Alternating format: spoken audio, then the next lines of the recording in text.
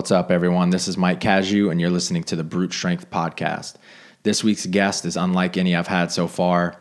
His name is Justin Stenstrom. He's a 26-year-old entrepreneur.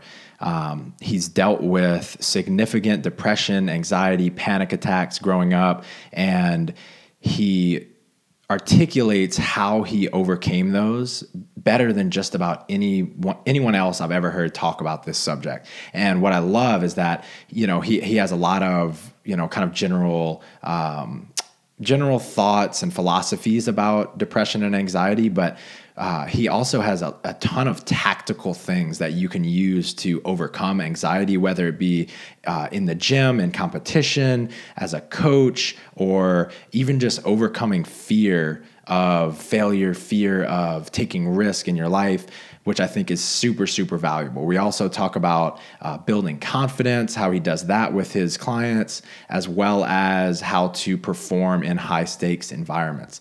I know you're going to love this show. Before we get started, if you've been a regular listener of this show and haven't done so already, put this on pause real quick, subscribe to the podcast on iTunes, and leave me a quick review. Hope you enjoy the show. Hey, Mike. My name is Joe Escher out of CrossFit 053 in Warminster, Pennsylvania. I was calling regarding addiction. I've heard your own story and share about recovery. I'm a recovering addict as well, and I've gotten into CrossFit since I've been in recovery, and it seems to help me so much with craving and not wanting to focus as much on missing the addiction. My girlfriend is concerned that CrossFit is becoming my new addiction, and I'm afraid if that happens, then I'm just changing one thing for another. And while it's a healthier addiction, it can also have some negative consequences. How have you or others struggled with this and worked through this and being healthy in your fitness and CrossFit without taking it to an addictive level? I greatly appreciate any information or thoughts you have on the matter. Thanks very much. Joe, what's up, brother? Thank you so much for calling in, and thank you for your vulnerability with this. I really appreciate it, man. And I know that there are so many people out there wondering the same sort of thing, whether it's a drug or alcohol addiction or any form of eating disorder or anything else. The question comes up is, am I trading one addiction for the next? And all I can do is tell you about my experience. I am not a licensed psychologist or anything of the sort. So I'll tell you about my experience and just give you some general thoughts on it. So for me, I've been asked this question so many times. Did I replace CrossFit and an addiction to exercise for my drug addiction, in place of my drug addiction? And the answer for me was no. I didn't have an addiction. I had a passion, and I pursued that passion relentlessly. I gave everything that I had to grow and progress as an athlete. But here's the caveat, and here's where I need you to ask some questions to yourself. The caveat is, I didn't do that to the detriment of other areas of my life. I still, I was developing some of the deepest friendships that I've ever had and still have to this day during the time I was competing. I got an honors degree in undergrad. I was going to lots of AA meetings, sponsoring young addicts and alcoholics. I worked with a sponsor myself.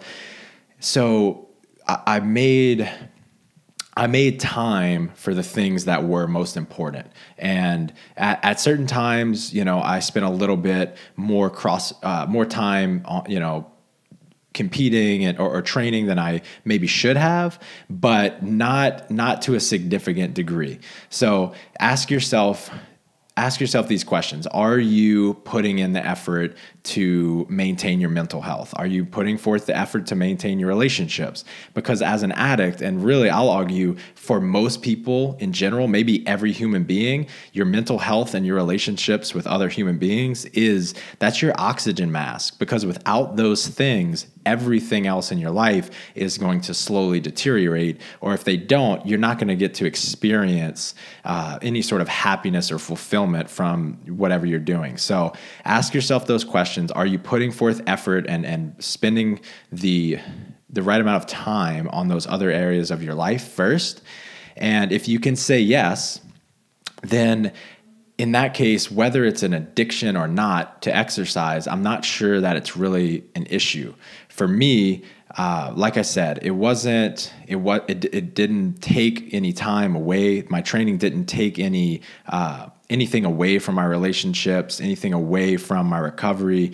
I spent 3-4 hours a day training because that's what it takes to be a champion, and I knew that. And in fact, for a professional athlete, it actually takes a lot longer. You're talking about recovery and studying game film or any kind of film. You're talking about nutrition and different kinds of chiropractors and physical therapy and all of that kind of stuff. So in terms of professional sports, I was not even giving up close to the same amount of time. So bottom line, it comes down to, are you happy? Are you fulfilled? Are you putting on your oxygen mask first? Are you taking care of the things that, led to your recovery in the first place, which is taking care of your emotions, your spirituality, if that's what you're into.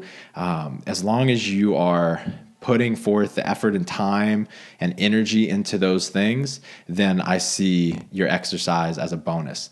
Feel free, if you need more clarification or you have any other questions about that, you can reach me at michael@brutestrengthtraining.com. Have a great day. If you have a question that you want answered related to health and fitness, mindset, business, etc., please don't hesitate to call in. I absolutely love being able to connect with you guys and answer your questions, or having friends of mine that are experts help me answer your questions. So if you're interested, call into the hotline at 801-449-0503. That's 801-449-0503.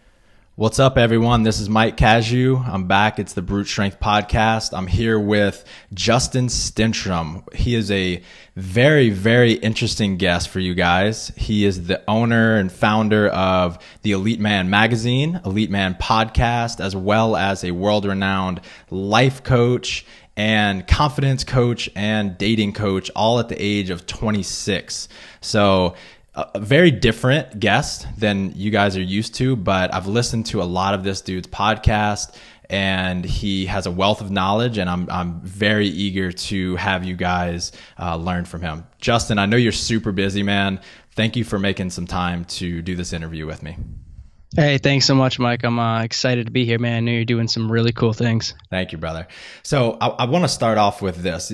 You're a 26-year-old, and you have one of the top podcasts in all of iTunes, out of thousands. And you interview some of the most successful people on the planet, entrepreneurs, different kinds of coaches, leaders. And I know this is a little spin off of that, but what would those closest to you say that you're great at, that allows you to have this kind of impact? It definitely has to be that I'm highly motivated / persistent. Like you mentioned, some of the people, and actually, just before we jumped on the call, mentioned some of the guests I've had on and kind of having a big podcast and everything. It didn't come easy, man.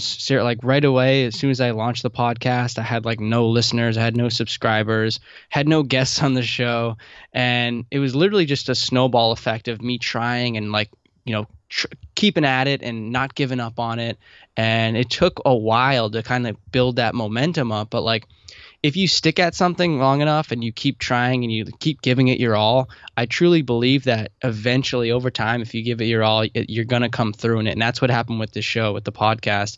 It was just a snowball effect of me, knocking on as many doors as possible, not giving up, perfecting my message, perfecting my technique and my template to kind of reach out to guests and to build my audience. And then slowly over time, once I had good momentum building up, it just got easier and easier. And now kind of, I'm at where I'm at today because of that, because I stayed persistent and motivated in it. I love that answer. And I think that definitely resonates with me. The fact that if you stick to it, if you work through that fear, that eventually you can get and build whatever kind of skill you want. Is that something that you always believed? And if not, where did you learn that? Yeah, that's I don't know if it's something in me where I've always been self-motivated, but it's certainly not something that's always like come to me naturally. It might have been like something in the back of my brain where I was like, I can kind of do anything, and I really believe that. Like I was very, as a kid, I was always what's the word? Like I always knew that I could have a great life, or I could have things that I wanted to have. I was very ambitious. That's the word I'm looking for. But there was definitely so many rough patches in my life, or definitely periods in my life where I'd kind of forgotten that and doubted myself and lost all confidence that I could do different things. And I'm sure we can kind of dive into that in a little later in a few minutes. But it's been patches of me hitting depression and having anxiety problems and panic problems, or problems with socializing, connecting with other people. And there was a time in my life where I didn't have any friends. So I mean, it's just definitely been like ups and downs in my life, but it's always been in the back of my mind that I've been like I don't know where it comes from, but I've been incredibly ambitious and kind of had like that willpower inside me somewhere, even in like the deepest, darkest times in my life. Is there a person in your life, maybe a parent or both of your parents, or a coach or a mentor or something that praised you as growing up for your effort and your attitude? Yeah, I'd say it was definitely comes from my father. He's always been like my coach, like growing up for different sports like baseball, basketball, kind of always there pushing me. And, I remember actually when I was a kid, he built a batting cage in the back of my yard. I had kind of big yard. And he built a batting cage, and every single day for, hours on end, 2-3 hours, because he wanted me to get good at baseball, because I loved it and I wanted it, I was self-motivated, wanted to get good at it myself. We'd spend 2-3 hours a day just hitting baseballs in the cage every single day. And, again, this wasn't something that came naturally to me. I was actually a terrible baseball player when I first started, 9 years old, couldn't hit the side of a barn. But, after practicing every single day for a couple of years, I was like one of the best players in the state, actually. I was really good on all the all-star teams and stuff. So it really, I think it does kind of stem from him, and him just like pushing me, and that motivation inside me just kept carrying on into kind of different aspects. Right. I honestly, I believe that was probably a pivotal point in your development. Some people are praised on their achievements or their kind of natural abilities of being, maybe smarter than their peers or a little bit more athletic than their peers naturally. And then they're always told that, they're smart, or they're so good at sports. And so when the rubber meets the road and they actually have to put forth work, they kind of crumble. And so I think it's cool that your dad spent that much time with you, showing you by his actions, like effort and practice are worth it. And then so I think that carries over to your ability to persist and go after these big goals that you're going after now. I think that's really cool. Yeah, no, I totally agree, man. And then the other thing too that kind of is related to that is I know he was like really poor growing up, and I think in the back of my mind too, it was like he always motivated me, always pushed me.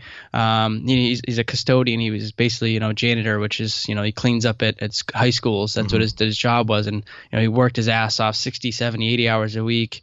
He actually had 2 jobs too. He's a taxi driver at one point, and he was working even 90 hours. So, wow. I mean, I saw this for years, and it was just like, I think it was something inside me too that even motivated me even further. And then I had like his work ethic, and it was like, shit, I don't want to do this with my life. And I think he knew too. He's like, you don't want to do this kind of thing. You need to kind of figure out what you want to do, get passionate about it, and then find a job you love that, you don't have to kind of work your ass off like this. So. That's a tremendous lesson. So I want to dive into this anxiety and depression. You talk a lot on kind of the solo shows that you do on your podcast. You talk a lot about low self-esteem, anxiety, depression that you dealt with. When did these negative emotions kind of start, and can you take us kind of to like the low point? Yeah, they started for me. I was about 17 years old in high school. It was about end of junior year, maybe senior year.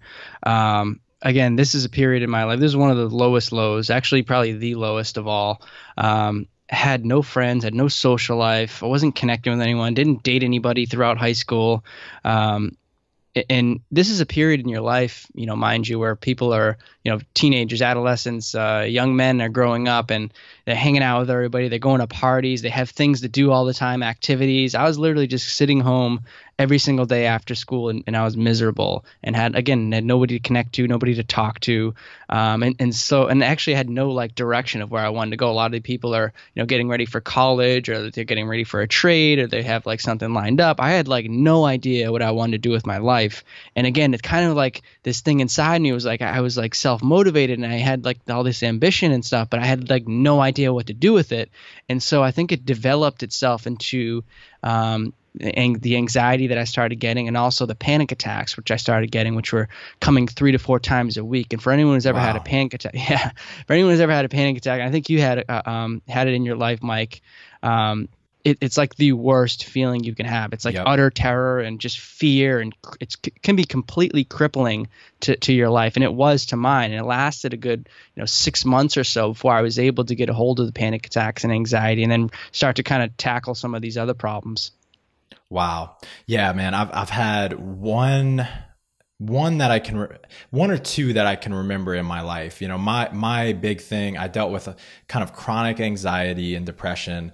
And then I had a couple panic attacks. I actually wrote an email out to our entire email list recently, just, being vulnerable and telling people about this. I think it was a year and a half, we had a big retreat, and I got up in front of, 50 people, and I was going to give a lecture that I've given like 100 times. Right. And so I felt like I knew the material really well. I felt confident, but a couple things happened. The night before, we partied really hard until like 3 a.m.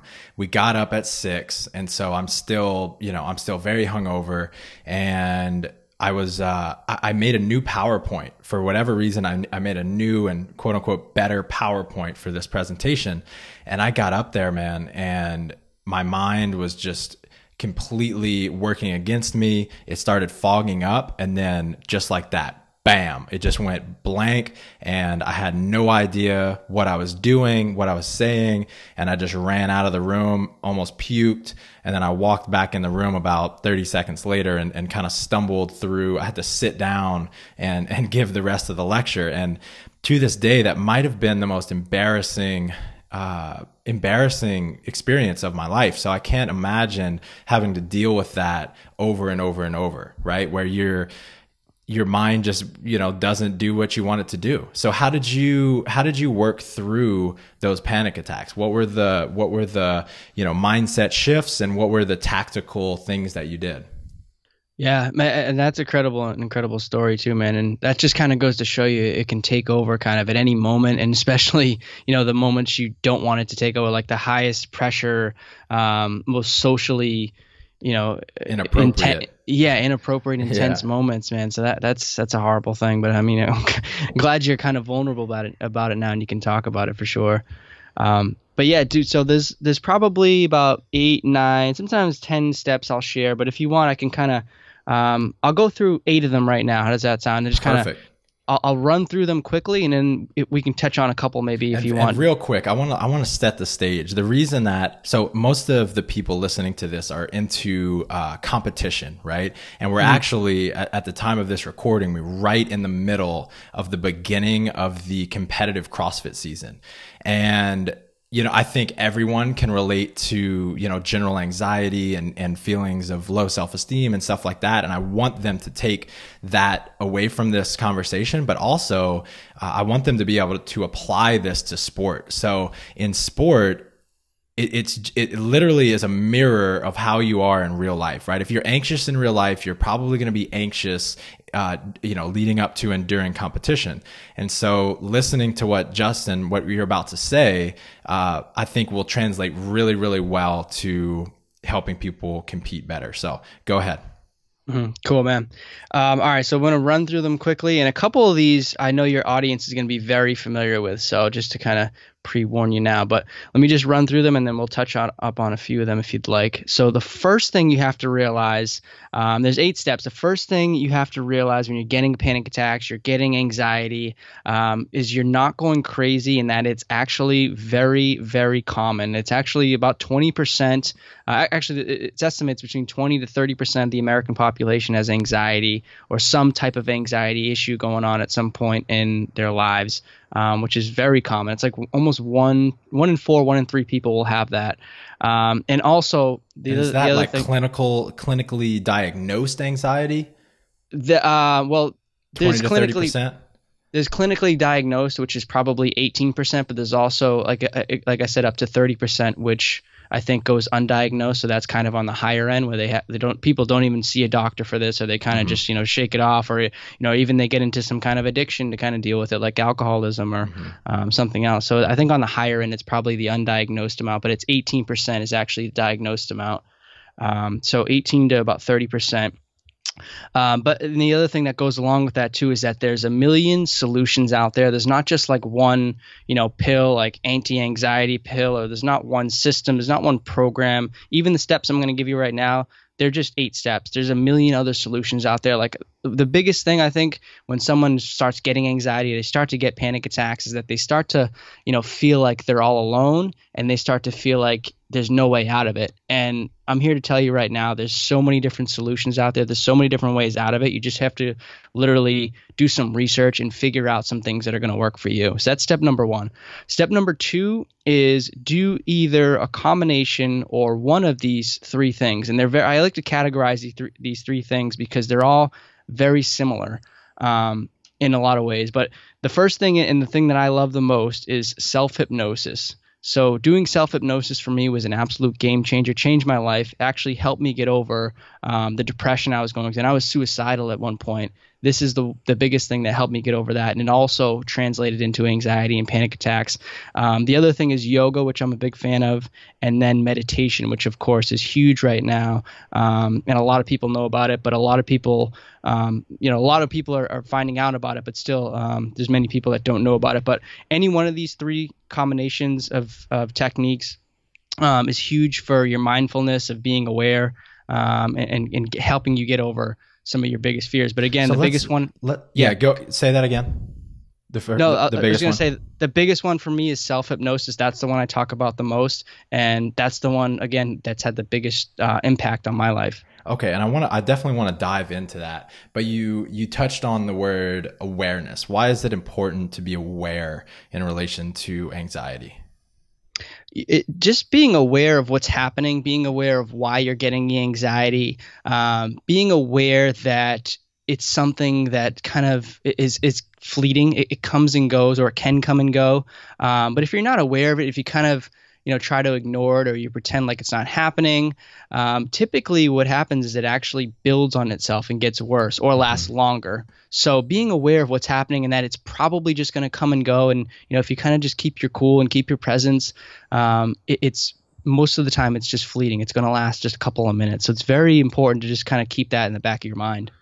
Right. I talk about this all the time, and let me know how this sounds to you. The way that I usually put it is, anxiety, depression, any emotion, it's a physical sensation, right? Anxiety, it manifests itself in lots of different ways for different people. For me, it's in the center of my chest, like rising up into my neck. It's like a constricted, I can't breathe.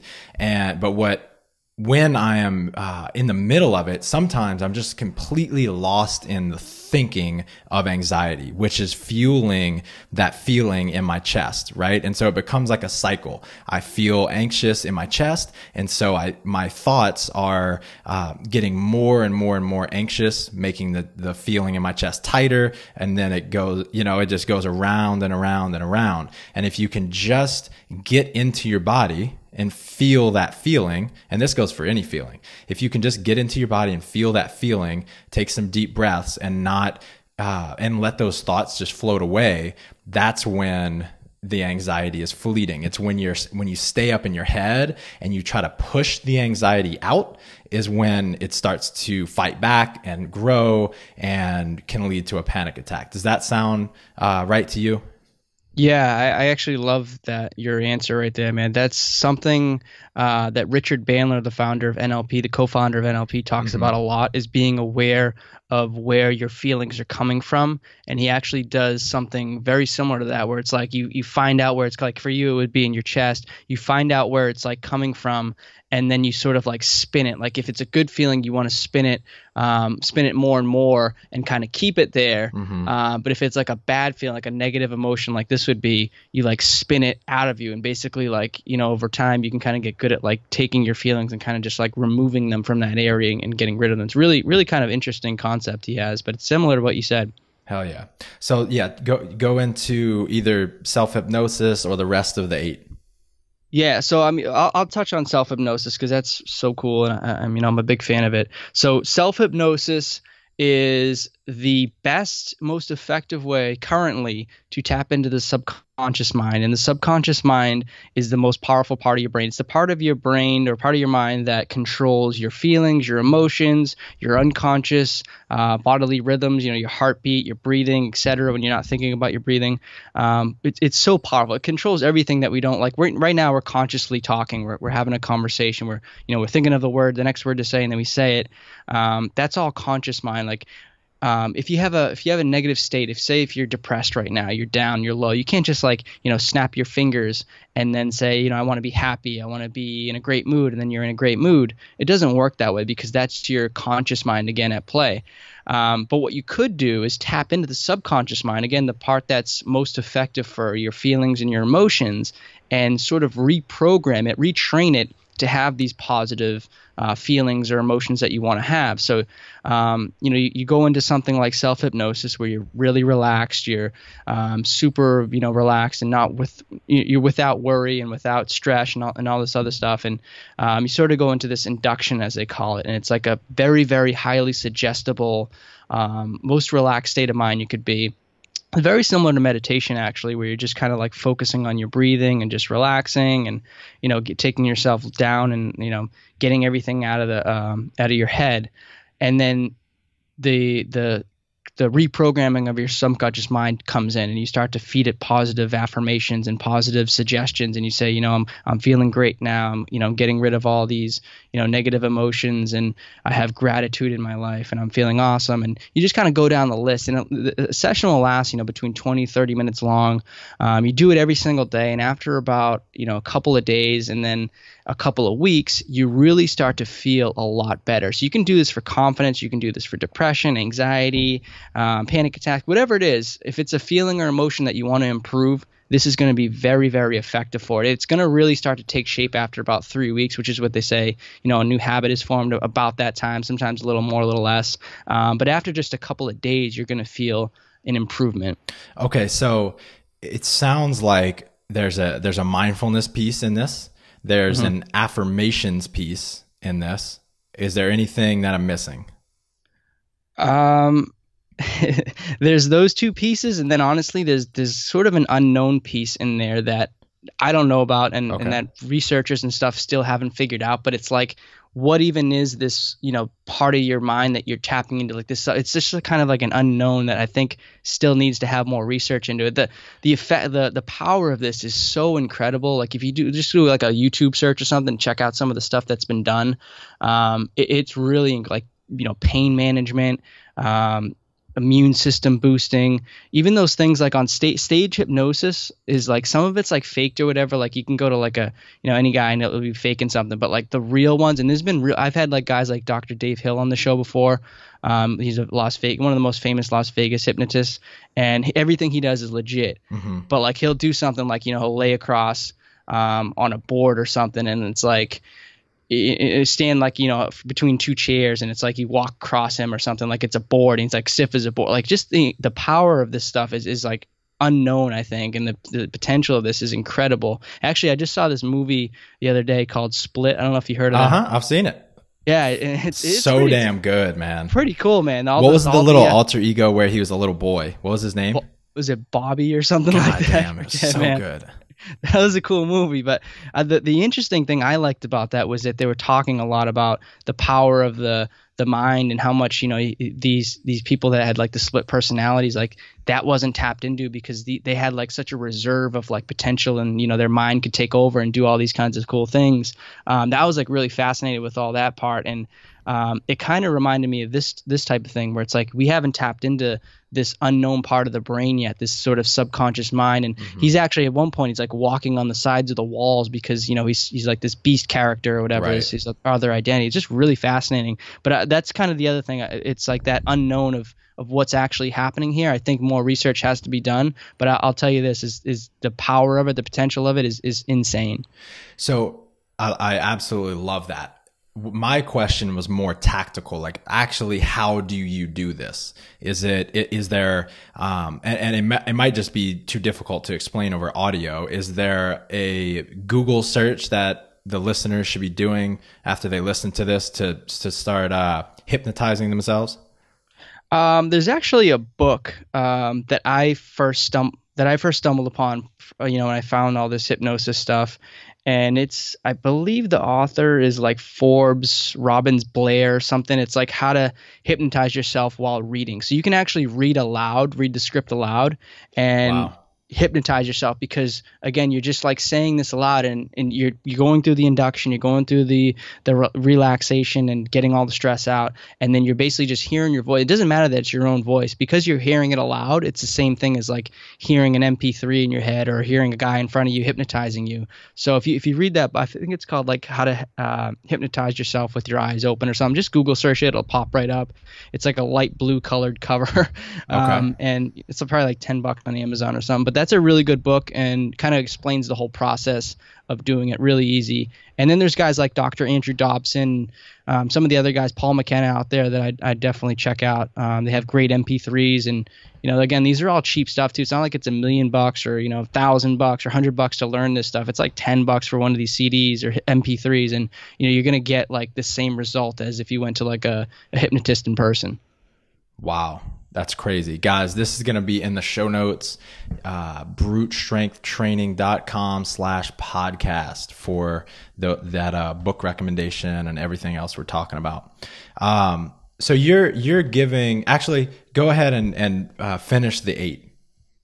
Okay, so the step number 3 is, I'm a big fan of Eckhart Tolle. So the number 3 thing that helped me was living in the present moment. And this entire concept, this entire shift in my thinking was so critical in getting out. So when you're not living in the present moment, when you're, say, you know, worrying about the future, thinking about what's going to happen tomorrow, what's going to happen, you know, a week from now, a month from now, a year from now, you're getting out of the focus of what's happening right now. You're projecting yourself into the future. You're actually you're actually thinking about all the things that are going to go wrong and kind of setting those things up to happen. And also, when you're living in the past, when you're sort of regretting things you missed out on, or maybe things you didn't get to do, depression usually comes from that, or you know, being down, a sense of being down and kind of having the blues. So those two things can make you out of whack. Like going into the future will you know, typically cause anxiety of some sort, and then living in the past will cause you some kind of depression of sorts. So it's important to stay in the moment, and you can do things like, you can stay more present in the moment by doing things like meditation, like we just talked about, or hypnosis, which will help you out, yoga, but also just like consciously being grateful for the things that you have, being grateful, like actively practicing gratitude, like saying to yourself, or even writing down a list, journaling, all the things that you love about yourself every day. Even if it's a couple things, I mean, maybe you only have a few things, you have a crappy day or something, it's only a couple things that come to mind. Even writing those things out or saying those things aloud, being grateful for what you have can make a huge difference and keep you grounded, keep you in the present moment, and just kind of focusing on what's happening right now. And it's a huge mindset shift. It's amazing. I love it. What other ways can people fight off anxiety? So the next step is, and then again, this is something that your listeners are going to be familiar with. It's literally just exercising, which so many people, especially in the American population, don't get enough of. So your audience is all CrossFit guys. You really don't have to worry about this. But in general, like working out consistently 4 to 5 times a week, 6 times a week, even for you guys that are, serious lifters and stuff, that's just going to train your mind to have, obviously you're lifting a weight, you're trying to get it up, you don't think you can do it, or you have, one more rep in you. All that stuff is going to train your mind to overcome. It's almost like having wins every single day, like training yourself to overcome these challenges. Like, I honestly feel like we as human beings need to have stress in our lives every single day, like physical stress, because it helps us overcome the mental stress. Like, there's a huge connection there, especially, since our ancestors dealt with this every single day, hundreds of thousands of years ago, like kind of caveman stuff where they had to like fight for their food. Sitting around like sedentary all day is probably the worst thing we could do to ourselves. It's literally like they say, they equate it now to like smoking cigarettes. I don't know if it's that bad, but it's certainly not healthy, and one of the worst things you can do for your mental state.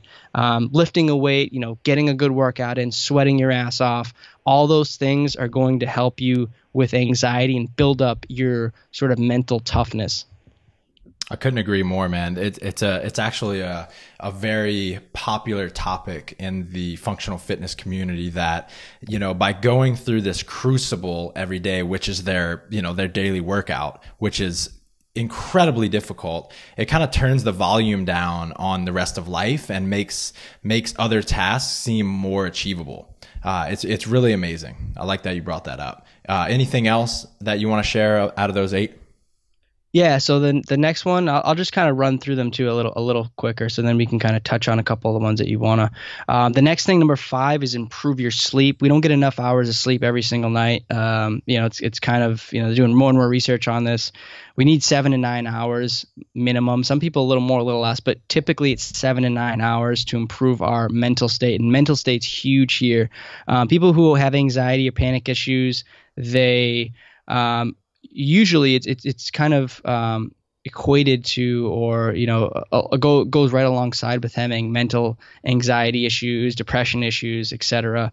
Number 6 is improving your diet. Again, this is another thing we kind of lack in our Western society, not having the right amount of carbs, fats, proteins, and then also not getting the right sources of each of these macronutrients. Has a huge effect on you. For sure. Getting, the omega-3s and, getting the right ratio, say to like omega-6s and stuff, like getting, your fish oils and all those things are so critical to the brain, to the mind, because that's what the mind is. That's what the brain is made up of. It's made up of fatty tissue, fatty acids, the neural connections in your brain, the neurotransmitters, they're all formed off the fatty acids, and having the right diet, the protein, the amino acids, etc., that you take in through your diet. Number 7 is taking supplements for anxiety when needed. And some of the safest and most effective, like the first one I'm going to say here has been there's been studies out there that say it's way more effective than anti-anxiety medication or antidepressants, and it's 100 times safer. So I'm not saying that, if your listeners are out there facing anxiety or depression, just to, take these supplements and stop taking medication if you're on medication. I'm just saying to look into it and bring it to your doctor is maybe a better alternative, because typically, people are overprescribed in America. They're prescribed medication when they don't need it, or they don't have a type of neurological problem. Like their neurotransmitters are perfectly fine, but yet they need an NSAID, not an NSAID, a SSRI, anti-depression medication, and it just kind of screws up the balance of your brain. Benzos, all that kind of stuff. Yeah, exactly. It kind of messes up, throws you off kilter, and throws off the natural process of your brain. So the first thing is magnesium, like taking a magnesium supplement. One of the best things I ever did, helped me with my anxiety, my general anxiety, right away. B complex, having all the B vitamins in you, especially things like niacin, which is super effective with helping your brain function optimally. There's actually guys like Abraham Hoffer, and Andrew Saul, who talk about the benefits of niacin and how effective it is with treating or the potential of treating things like Parkinson's, Alzheimer's disease, because it's so effective in working in the brain. Also, B6, B12, things like that are really effective in, coping with stress and just helping the brain run optimally. Vitamin D in New England, where I'm from, we have little to no sun for about 3-4 months in the winter. And so that's where you get things like seasonal depression, because vitamin D, as you know, is crucial with just all the processes in the body. Throws your brain off, again, if you don't have enough of that. Valerian root is an herb. Very, very safe, and also has been said to be like nature's natural anti-anxiety pill, or herb. But another thing to check out for sure. I mean, the vitamins I mentioned here are 100% like safe. I mean, I'd still recommend bringing them to a doctor, but the herbs, you definitely want to do a little more research into. They're very, very safe as well, but they can have kind of some interactions with medications and things like that because they're a little stronger. Valerian root, SAMe is another big one. And some of the amino acids as well you can take in specific doses or specific, kind of singling them out by themselves. They're a little less safe as opposed to taking them in a protein supplement. But they can be very, very effective. L-carnitine, taurine, lysine, things like that. Theanine.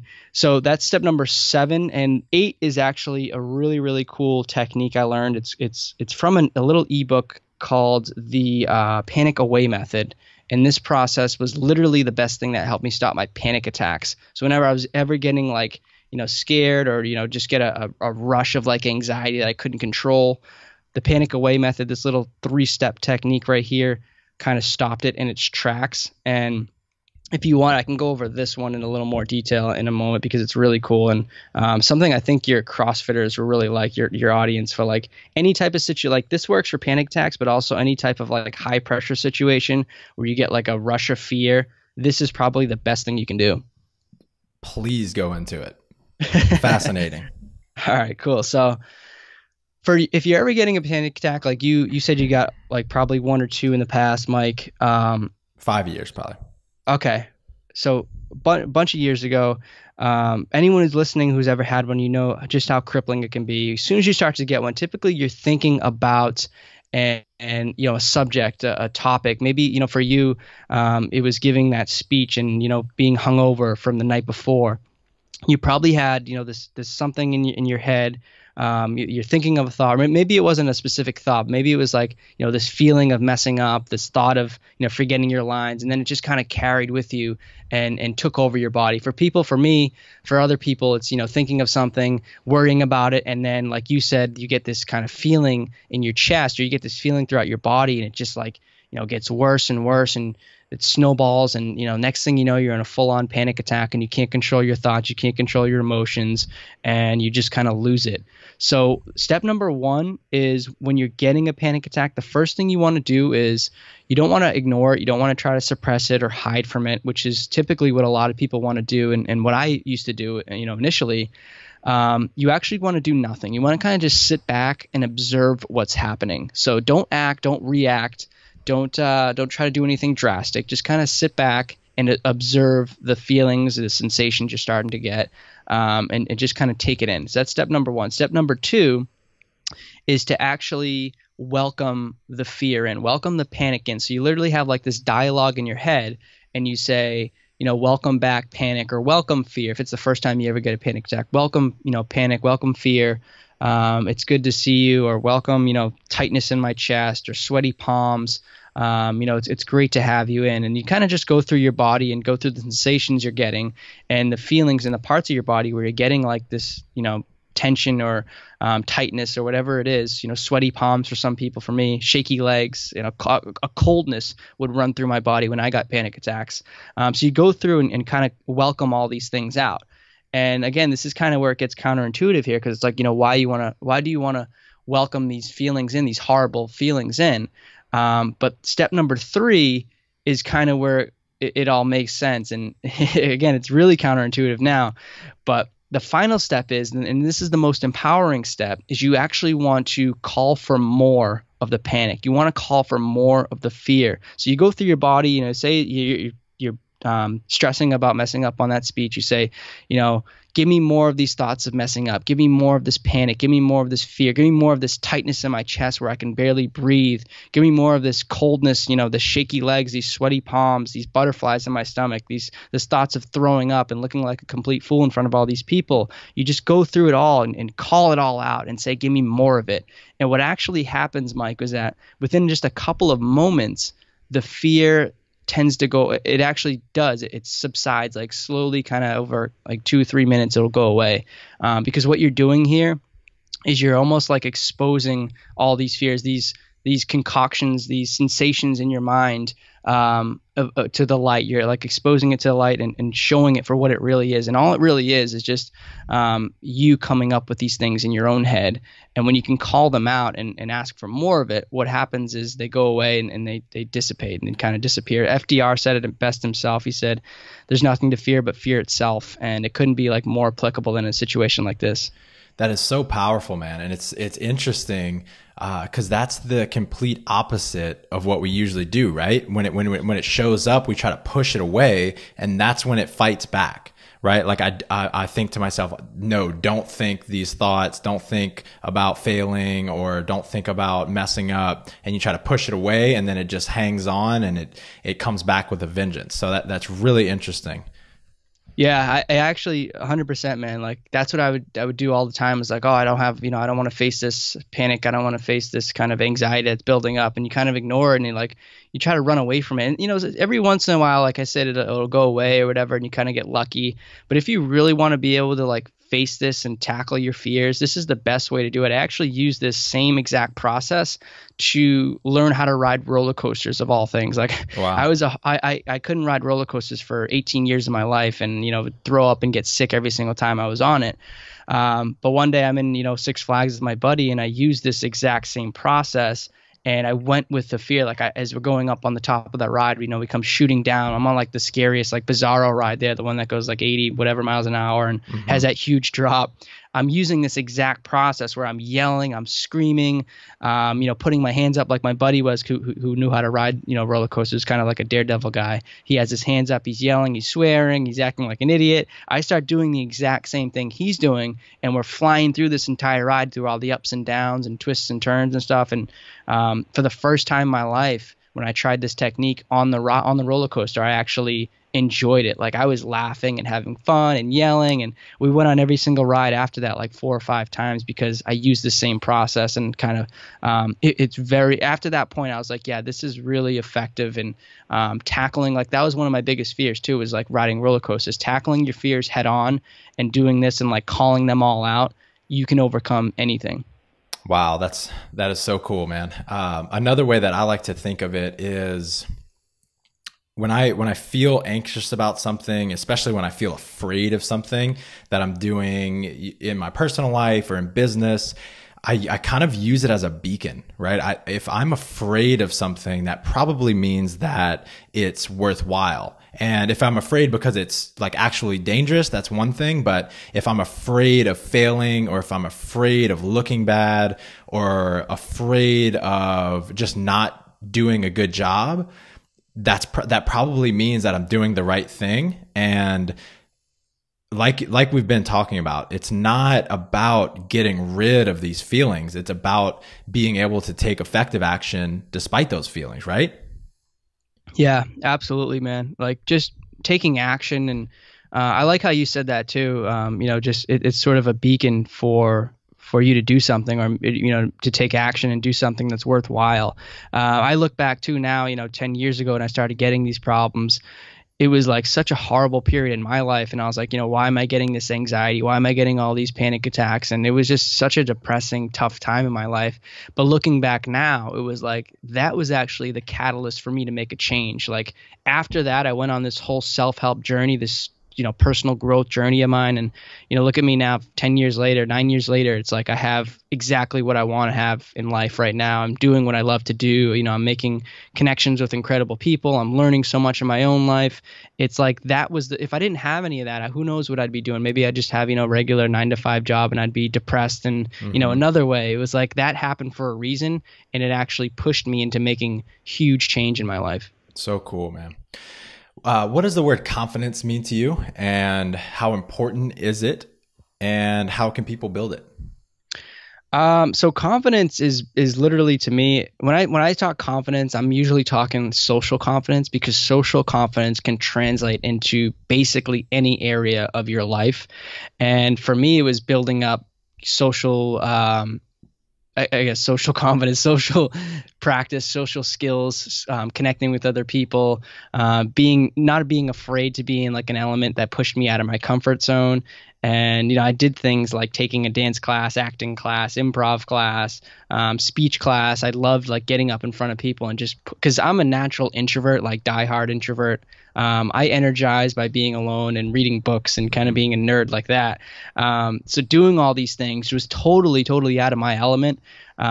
But by doing them, I just got unbelievable confidence in myself that I could overcome basically anything, because these were my biggest fears. Along, with riding roller coasters, being the only guy in a dance class with 30 women in it was my biggest fear. Like that was it. And I did that for 4 or 5 months and just felt incredible. Like just felt invigorated and alive after doing something like that. And I have a number of steps for confidence as well, but that's one of the biggest ones, is stepping out of your comfort zone, doing something that, pushes your boundaries, scares the hell out of you even.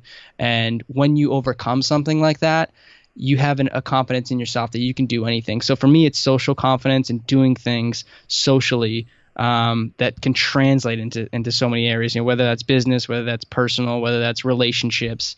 Having that social confidence is critical, and it's been huge for me. It's been a game changer. How can you get people to like take the big leap, right? There might be some big step that people want to make in life. Maybe it's, quit their current job and start a business, or move cities for some new opportunity. How do you go about teaching people or convincing people that it's okay to take a big risk? Well, it's definitely some overlap with some of the things we covered. The overcoming your fears and kind of, forgetting about the worries and living in the now would be big in that. And then also getting some confidence in yourself, like, working on your image or your self-image would be huge for that. Realizing that you have confidence already and you can do these things. Like you kind of think back into periods of your life where you overcame something that you didn't think you could do, like say riding a bicycle. You fall down a million times and then you finally just kind of one day pick it up, and then you get to go, you ride like 20, 30 feet and then you fall again, and then you get back up, and then the next day you're better. And, a week after that, you know how to ride the thing. Whatever it is, you kind of think back into different periods of your life where you've remembered yourself overcoming a huge challenge or a huge undertaking where you didn't think you can do. Another thing is like thinking about a test that you thought you were going to fail on, and then the results came back of the test and you got like a 95 or 100 on it, and you kind of blew yourself out of the water. You blew your mind because you did way better than you thought you could. Mm-hmm. Focusing on things in the past that you've already done and you've successfully completed is so critical for, focusing on we mentioned earlier, like dwelling in the past and focusing on negative things or things you missed out on. But on the other hand, when you focus on good things in the past, achievements, overcoming challenges, overcoming stresses, focusing on the good things in the past can really, you can help you visualize in the now, overcoming a challenge in your life now. And also the other thing with that is, focusing on what the end result is, like why you want to do this new thing. Why would you want to move to another city? What's the end result of that? What's your ultimate goal? When you have like an ultimate goal in mind and kind of something you can shoot for, it's going to keep you motivated to follow through on that. Another one to think about that I always tell people about is start very small, right? If you have low confidence in yourself, then you want to start building integrity with yourself one brick at a time. And for me, it all starts with my morning routine. And a couple years ago, I had zero morning routine and my life felt chaotic. I felt like I didn't have enough time in the day. I was all over the place. I was, way more stressed out. And slowly over time, I've built this just incredibly solid morning routine that I literally now I want to jump out of bed to get this thing started because I'm so excited to be more mindful and get smarter and all of these great things. And so my biggest suggestion for people is pack your morning routine with things that are going to, energize you, make you feel like you are growing. And something as simple as that, whether it be meditation, Ramwad is big in this community. So, some movement, some stretching, doing some reading, some journaling, some gratitude exercises, all of that stuff. If you make it a part of your routine, if you get in the habit, what it's going to tell you is I can rely on myself. Right. And I am in control of my own actions. And that's when you start having more confidence in yourself to take bigger actions. And before you know it, you feel like you are in control of, everything that you do, and risks just seem to melt away. Mm-hmm. Yeah, man, I love that. I'm a huge fan of getting into a morning routine every day and kind of just setting yourself up for the day, like as you mentioned, for success. Like you have one win after another in the morning, and it's like having a good sleep, and then getting up and having a good meal, and then taking your supplements that you want to take, and then maybe working out in the morning and like getting that out of the way. It's like, you built all these wins up, and it's like the rest of the day is basically gravy. It's like you have things that you have to do, work and podcasting, whatever it is, stuff that you have lined up, but it's like you've already conditioned yourself to have all these wins. All this other stuff comes easy, and it's like you can be so much more productive when that happens. Right. And honestly, I think confidence is a little bit overrated because sometimes I'll get on a really big podcast, like someone that I really just hype up in my head, and I'm very nervous and afraid of it, and I don't feel confident. And then I prepare really well. I go over my questions, I rehearse, and then I knock it out of the park. And what that's taught me is I don't necessarily have to feel confident to do well. Sure, confidence helps, but I've built the habit over time of how I prepare for these things. And so even if I don't feel confident, I know that I can execute. Well, yeah, that's the funny thing too is, the more you practice something, the more confidence you're going to have in it. So like you said, you're not, if you hype yourself up for something, or you have like a huge, big name guest on the show, you're going to have in any situation too. It's not like once you get confidence, you're going to have confidence for the rest of your life. Like I get nervous all the time, and I'm doing a speech or something, before I get on stage, I have butterflies in my stomach. I'm getting nervous as hell. But it's like the minute you do it, it's because you practice it, because you've done these things in the past. You had confidence in other situations similar to that. It's like already trained in your body, man. It just like clicks in. And because you prepared so much too, it's just going to flow right after that. It's all these things kind of into one that'll go into it. But yeah, I mean, just because you have confidence or you build yourself up as like a confident man, like I'm a confident man, but like I said, I get nervous all the time in situations like that, like high pressure situations. It goes away after a moment or two, but you're never going to be without like fear or anxiety. And it's just a matter of training yourself to deal with those things and being able to overcome it when it happens. Right. And if you're not feeling that, then it's probably because you're not pushing yourself, you're not challenging yourself. And that's when people get bored, they get burnt out, and they just lose motivation, right? Mm-hmm. I forget who I was talking to recently about this. We were talking about how to keep people motivated on the, kind of in the process of mastery, like actually becoming a master of a discipline. And during that process, you have to always be living right on the edge, right? You have to be doing things that are almost out of reach, right? So that you're always challenging yourself, you're always growing, because when all you're doing is the monotonous, the routine things, it just becomes boring. And who wants to do that every single day? Yeah, it becomes another, 9 to 5 job that you hate. I've had 26 years old, man. I've had like 25 jobs in my life already. I wear that sort of as a badge of honor now. But initially it was like, why the hell do I quit so many jobs so fast? Right. But it was because they were boring. They didn't push me like what I do now pushes me. Like I get excited every day to do what I do, because I love it, because it pushes me, because I'm always pushing myself, my limits, my comfort zone, etc. And that's kind of the way I feel like most people should live. Well, and we're millennials and we deserve millions of dollars for no work. Right? Oh man, I hate that, man. Yeah. I hate the whole entitlement thing with our age group, for sure. Yeah. What's your relationship like with failure? How do you think about it, and how do you deal with it when it happens? I think of failure, like obviously I get down like anybody else if I fail at something where I've really tried. But over the years, I've learned to look at failure as literally just, and it kind of sounds cliche, but it's literally just another learning experience. And it sounds cliche, but it's 100% accurate, because I've had so many failures doing this online business that I've been doing, this Elite Man magazine and the podcast.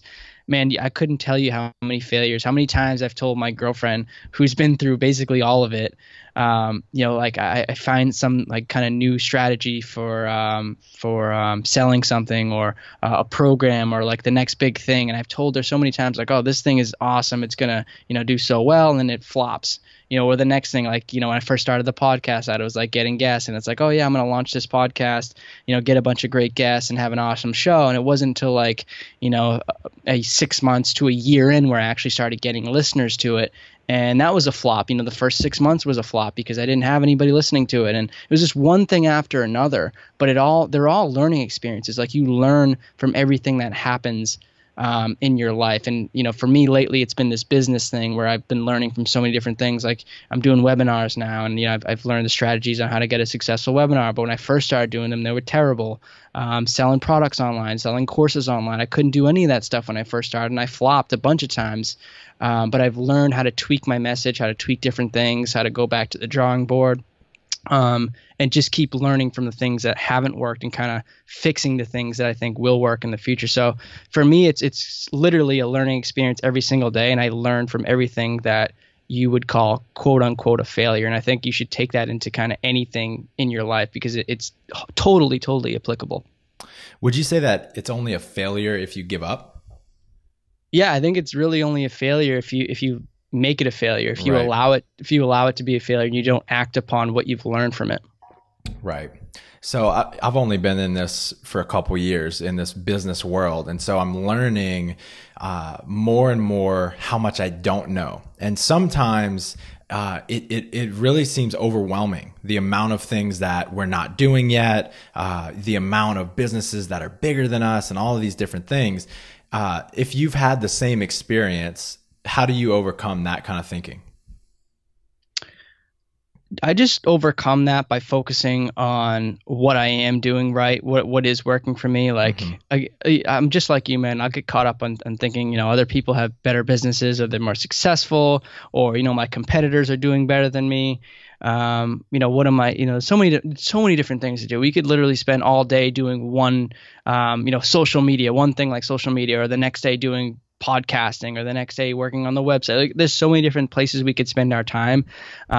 But I choose to just focus on the things that are working for me and spend my time doing those things, and not worrying about, competing with others. Like, of course, I obviously want to be the best, and I want to be, the most successful. And I think every one of us has that competitive side of, especially if you're a CrossFit guy, or even I'm an online business guy, and we're in this space for a reason, because we kind of think a little differently, I think, a little nutty in a lot of ways. But, of course we have that competitive drive in us, but focusing on the things that are working for us is 100 times more beneficial. And it's kind of the way I like to do things, is just focusing on the successes that I'm having, not worrying about, being less successful in other areas than other people.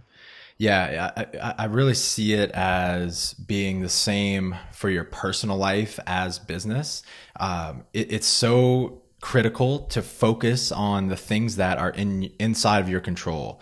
And when I find myself being overwhelmed, I'm 100% focused on things that are outside of my control, which is what other people are doing, all of the things that I don't know, that I'm worried about not knowing, rather than being focused on what I'm doing right now, where we're headed and how we're going to get there. And when I get myself into that headspace, it's very manageable. I can, be in a state of gratitude and contentment. And it goes for your everyday personal life as well. Like, you have to focus on what is inside of your control and not allow yourself to get wrapped up in everything that's not. And a lot of things are outside of our control. Yeah, it really all comes back to, being in the present moment, living in the now, and having that mindfulness of what's happening right now, not worrying about the future, not worrying about other people, not worrying about the past, just focusing on the things you can be grateful for at this moment. Awesome, man. So let's wrap it up. I got a couple quick questions for you. What book or resource, whether it be an online resource, seminar, some kind of experience, what kind of book or resource would you recommend for people in the self-development world right now? Other than a resource that I have, or outside resource? Any. All right. So I'd have to recommend people check out the Elite Man Conference, annual conference I put on. Over 30 self-development, self-help experts, health, fitness, nutrition, dating advice, confidence, business advice. We basically have everything covered. It's just a really incredible conference with hundreds of. Yeah. Go ahead, man. What kind of people attend that event? All type of. It's a men's event. So it's a self-help kind of oriented men. Will be there. Hundreds of guys, just like-minded, motivated, health guys, fitness guys, dating advice, like confidence guys, all sorts of just guys looking to improve themselves and just become the best versions of themselves. That's the type of guy that's going to be at this event. So it's called the Elite Man Conference. Definitely check it out at elitemanconference.com. Awesome. What about one more book or resource in the business world? Probably one of my favorite business books that I've read recently is that book Ask by Ryan Levesque. Incredible. I don't know if you've heard of that one or not, but it's really cool, man. It basically is a strategy to find out what your audience wants, to find out what your customers want by asking them a series of just basic, simple questions. And kind of digging into because when you ask someone what they want, like for instance, there's that quote with Henry Ford. You asked if he asked what his audience wanted, he asked what people wanted, they would have said faster horses. Instead he created the Model T, the car, and then the next thing you know, revolutionized the whole industry. So you can't just ask someone what they want. But in this book with Ryan Levesque, really, really fascinating book, he has a strategy of figuring out what they want by asking them different questions. He'll ask them things of what they've done in the past, what they don't want, what didn't work for them in the past, what their number one biggest challenge is right now, what they, how they want to improve that, different little questions like that, and figure out exactly what your audience wants. And then from that point, you can build a product, a course, base your coaching around what they really want and kind of get them obviously to invest in what you're producing, your product, because it's exactly what they want. It's really, really kind of fascinating read. And the alternative is what? It's, making things that that you want, that the business owner wants, that you think people like without actually asking them, when it's actually such an easy process to just ask people what they want and then make things, made to order, if you will.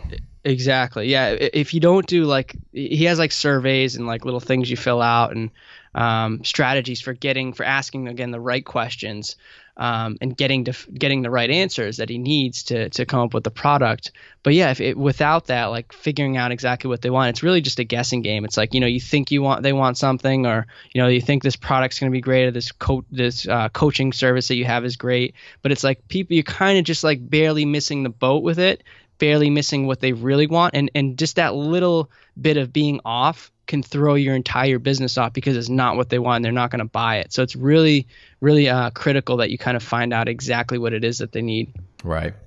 So my last question, this is something that I ask occasionally. What is it that you want to make absurd in 20 years? And the example, and this is not something that I made up, I got it from a friend.